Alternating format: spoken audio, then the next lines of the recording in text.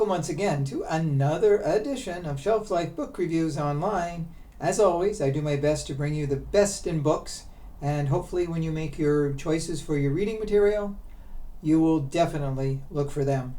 And this time out, I'm bringing to your attention two great fiction reads, which are certainly should be at the top of your book lists. The very first one is Nobody But Us by Laure Van Rensburg. This is published by Grand Central Publishing, and it retails for $35. This is definitely a great book. It's a debut book, and if this book is any indication of what Laura can bring us, hey, look out for that name in the future, because it's going to be at the top of the best-selling lists. This book is there's basically two people in the book, and that's what makes it so great, that the author can really write a tale with really two central characters throughout the 350 plus pages of the book. The book revolves around a young girl, Ellie Masterson. She's 23 years old. She's a college student. And she has fallen in love with her professor, Steve Harding. And he's much older than her. They've had a long love affair. And on their 6-month anniversary, it's suggested that they go to a secluded cottage up in Chesapeake Bay.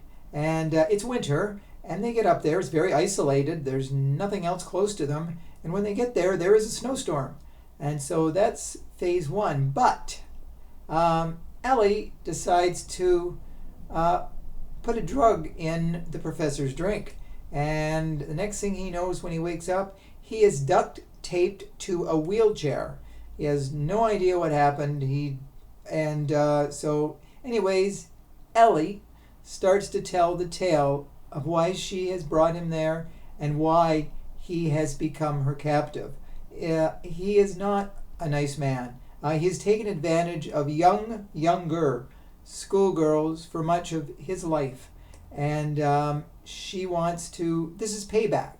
And she wants to make sure that he suffers and he knows what he has done, and not necessarily he admits guilt, but the end game is for her, she has set up a noose and she wants him to commit suicide. So for much of the book, it's like a cat and mouse game where he is trying to escape, but he's well duct taped, and she lays out the reasons why he has been such a bad person and that he must suffer for his sins. So it becomes a very complex book. It's almost, people have compared it to Stephen King's book Misery, where someone is taken hostage, they're tied up, and they torment them. And she really torments him. She gives him water occasionally, but it gets very, very dark and deep as the snow comes down harder around them. Something's going to happen, and I don't want to give you too much of the plot, but let's just say he does manage to get out of his duct tape, and his plan for revenge is definitely payback for Ellie. So this is definitely a great book. You will want to keep reading, turning pages. You won't be able to put it down. So Nobody But Us is for all of us readers who enjoy a very compelling and very tense psychological thriller. So look for that book right now. The second book of note, which is a little different than the first one, is Did I Say You Could Go by Melanie Gideon. This is published by Simon & Schuster, and it retails for $22.99. This is a very, very interesting book. It's about relationships, friendships, and friendships that go south pretty fast. The two people, Ruth Thorne and Gemma Howard, were at one time really great friends. Ruth was filthy rich, and Gemma really lived paycheck to paycheck. So she sort of took her under her wing, and when she went traveling, she included Gemma on her travels. Now, Ruth has a daughter named Marley, a young daughter, and Gemma has a young daughter named Bee. So, but 7 years ago, there was a really bad scandal involving Ruth, and that gave Gemma the excuse to get as far away from her as she could, because she was sort of a toxic friendship. And so they parted for 7 years. 7 years later, Gemma is on her own, and she is having a problem.